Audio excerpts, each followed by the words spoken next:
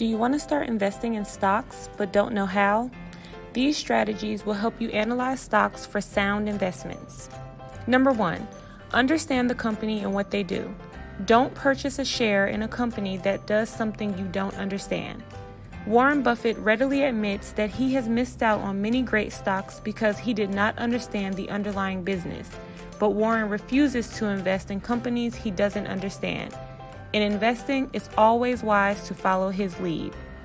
If you understand what the company does, you'll be able to make better decisions as the economy changes. Certain market situations affect some companies more than others. For example, if you own shares in a bunch of paper mills, it might be worthy of your attention when the price or demand for paper changes. How large is the company? Smaller companies often have more opportunities for growth. Very large companies tend to grow slower but can be more stable. Number 2, understand the basic financial numbers. These numbers can help you determine if a stock is priced fairly. They also give some indication regarding the health of the company.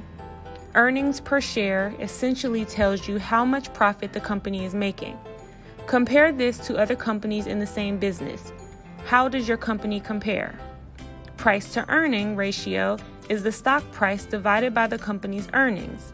A high price to earnings ratio suggests that either investors are expecting share prices to rise or that the stock is overpriced. This ratio is sometimes referred to as the multiple. How much debt does the company have? What is its plan for dealing with that debt? Number 3, what is the potential for growth? Is the industry stagnant or is there potential for growth in the future? How has that field changed over the last few years? What is the expectation for the future? Number 4, income. Does the company pay any dividends? If so, how much does it pay?